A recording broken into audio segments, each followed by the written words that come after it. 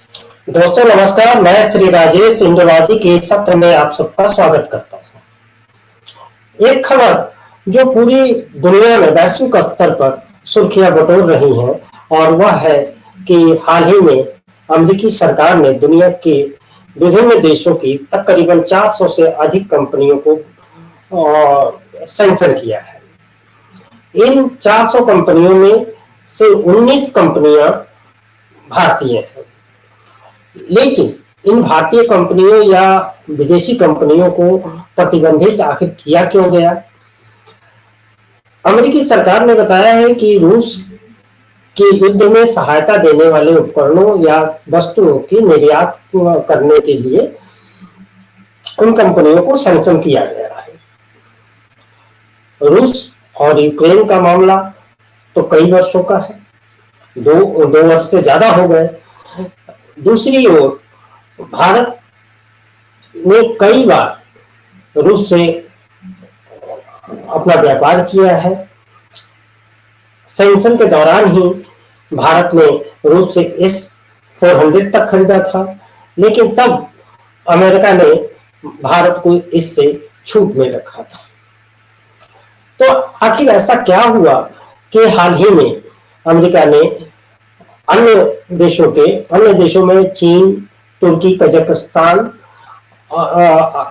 UAE की कंपनियां शामिल हैं। तो ऐसा क्या हुआ जिससे कि अभी हाल ही में अचानक से अमेरिका को याद आया कि भारत की इन कंपनियों को प्रतिबंधित किया जाना चाहिए। हालांकि अमेरिकी सरकार ने जिन कंपनियों को प्रतिबंधित किया उनमें सबसे ज्यादा उनका ध्यान चीन की कंपनियों पर है, लेकिन भारत को लेकर ऐसा क्यों है? क्यों कि ये देखा गया है कि पिछले 2-3 वर्षों में भारत और अमेरिका के संबंध उत्तरोत्तर गहरे होते गए। बावजूद इसके ऐसा क्या हुआ जिसकी वजह से अमेरिका को अभी रूस में युद्ध में सहायता देने के मामले को लेकर भारत की 19 कंपनियों को पर सैंक्शन लगाने पड़े? क्या यह मामला इतना आसान है या क्या कारण है? इसके पीछे क्या कारण हो सकता है? तो सीधी सी बात है कि आज के जियोपॉलिटिक्स के दौर में एक बात तय है कि दुनिया का चाहे कोई भी मुल्क हो, वह भारत को नजरअंदाज नहीं कर सकता। भारत की अपनी जो फॉरेन पॉलिसी की ऑटोनॉमी है वह इस कदर है कि वह सभी देशों से अपने संबंधों को बनाए रखता है, राष्ट्र हित में अपने संबंधों को बनाकर चलता है। लेकिन हाल के कुछ महीनों में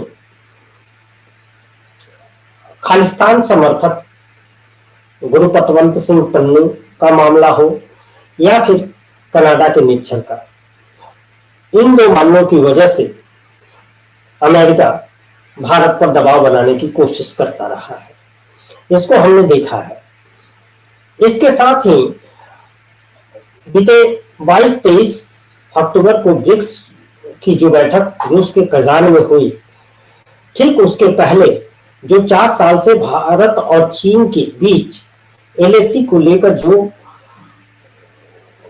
डिस्प्यूट था, जो डिस्प्यूट चल रहा था, उसका समाधान दोनों देशों ने आपसी सहमति से निकाल लिया। ऐसे में चीन को काउंटर करने के लिए जिस तरह अमेरिका भारत से उम्मीदें लगाए बैठा था, वह उसे पूरी होती हुई नहीं दिख रही। भारत का भी कहना है और मानना है कि हम अमेरिका और चीन के विवाद के बीच में हम क्यों किसी का पक्ष लेते हुए किसी दूसरे देश से, अर्थात अमेरिका का पक्ष लेते हुए चीन से हम क्यों युद्ध करें? जब ब्रिक्स में ये देखा गया कि चीन, रूस और भारत एक मंच पर आए, इसके साथ ही डी डॉलराइजेशन की प्रक्रिया भी लगभग अभी कुछ सामने आया नहीं है, लेकिन फिर भी इस दिशा में प्रगति होती हुई दिखी। ये सारी चीजें जो है वह अमेरिका के लिए नागवार है। दूसरी नंबर बात यह है कि अमेरिका का प्रभुत्व जो है एक सुपर पावर के रूप में वह धीरे धीरे डिक्लाइन हो रहा है। ये अमेरिका को परेशान करने वाला है, और इन्हीं सब को देखते हुए भारत पर नकेल कसने के लिए अमेरिका ने 19 कंपनियों और इंडिविजुअल्स को इन सैंक्शन के तहत टारगेट किया है। अब अगर भारतीय पक्ष की बात देखें तो हालांकि भारत सरकार ने इस पर अभी तक कोई सख्त प्रतिक्रिया नहीं दी है, लेकिन जिन भारतीय कंपनियों पर प्रतिबंध लगाए गए हैं, आज से 2 दशक पहले ऐसा होता था कि अगर अमेरिका द्वारा किन्हीं कंपनियों पर सैंक्शन लगाया जाता था तो उन कंपनियों के लिए बड़ी मुश्किलें खड़ी हो जाती थी और वे दबाव महसूस करते थे। लेकिन आज का भारत बदला हुआ भारत है। This is the era of India. यह भारत का दौर है। विश्व की 5वीं बड़ी इकोनॉमिक पावर अब तीसरी बनने की कगार पर है, तो स्वाभाविक है कि इसकी एक अपनी वजूद होगी और दमदार वजूद होगी। तो इन कंपनियों का कहना है कि अमेरिकी जो प्रतिबंध लगे हैं उससे इनको कोई फर्क नहीं पड़ता, इसलिए ये अमेरिकी जो प्रतिबंध है उनकी परवाह नहीं करते हैं। क्यों कि रूस के साथ जो व्यापार होता है उसमें कहीं भी डॉलर बीच में नहीं आता, रुपए और रूबल में कारोबार होते हैं। तो ऐसी स्थिति में भारतीय कंपनियों को इससे कोई नुकसान नहीं है। दूसरी नंबर बात कि इन सेक्शन के तहत ये भी एक प्रावधान होता है कि इन कंपनियों के अगर अमेरिका किसी बैंक में अगर उनका खाता है तो उनकी राशि को फ्रीज कर दिया जाता है। तो इन कंपनियों का कहना है कि इनका सीधे सीधे रूस के साथ कारोबार है और रुपए और रूबल में कारोबार होते हैं, तो अमेरिका के बैंक में अकाउंट रखने का कोई मतलब भी नहीं है। तो कुल मिलाकर अमेरिका के इस प्रतिबंध का भारत के व्यवसाय पर कोई फर्क नहीं पड़ता है। लेकिन इतना तो तय है कि अमेरिका और भारत के बीच के संबंध जो एक गुडी गुडी से थे वह थोड़े उनमें खटास आई है, थोड़ी तलखियां इन दरारों से झांकती हुई आपको दिख सकती है। लेकिन ऐसा भी कहा जाता है 5 नवंबर को आज से 2 दिन बाद अमेरिका में चुनाव होने हैं, और ऐसी स्थिति में इस चुनाव के बाद अगर डोनाल्ड ट्रंप सत्ता में आते हैं तो उन्होंने रूस को ही सैंक्शन से बरी करने का फरमान जारी किया हुआ है, अपने घोषणा की हुई है अपने इलेक्शन कैंपेन में। ऐसे में अन्य प्रतिबंधों का कोई मतलब नहीं रह जाता। ये स्वाभाविक है कि एक प्रतिबंध खत्म हो जाए। लेकिन अगर कमला हैरिस आती है तो शायद यह जो नीति है, यह जो फैसला लिया गया है, यह शायद कंटिन्यू हो।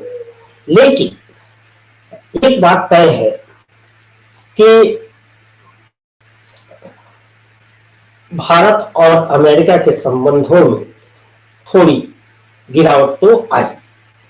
अगर दूसरी बात करें भारत और चीन का, तो एक बड़ा फनी सा वाकया हुआ है, और वह वाकया है चीन और ताइवान के सोशल मीडिया पर, जिसमें एक तस्वीर जिसे आप थंबनेल में देख भी चुके होंगे और भी मीडिया आउटलेट्स पर ये तस्वीरें वायरल हुई है। स्वाभाविक है कि आपकी नजरों से गुजरी होगी। ये एक AI जनरेटेड तस्वीर है जो ब्रिक्स सम्मेलन के बाद के दृश्य को रेखांकित करते हुए बनाया गया है।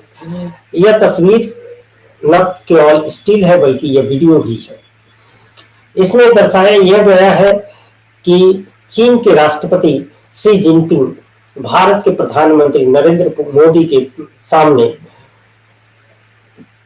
लद्दाख और अरुणाचल प्रदेश का जो हिस्सा है वह तस्तरी में सजाकर, प्लेट में सजाकर नरेंद्र मोदी को सौंप रहे हैं।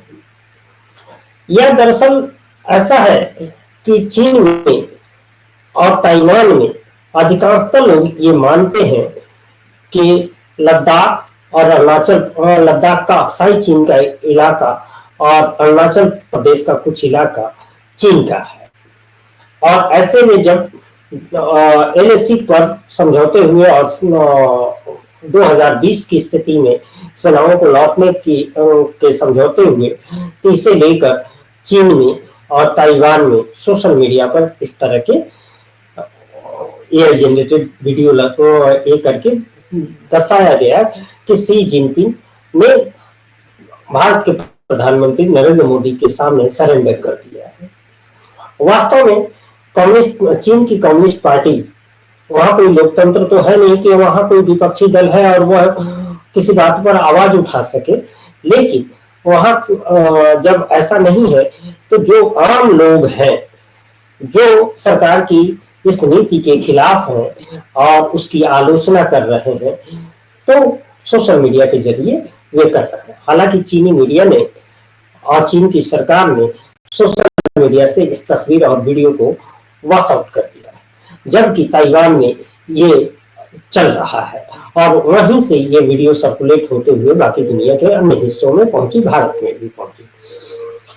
तो माहौल जियोपॉलिटिक्स का गर्म है और देखते हैं कि अमेरिकी प्रतिबंधों पर क्या भारत सरकार कोई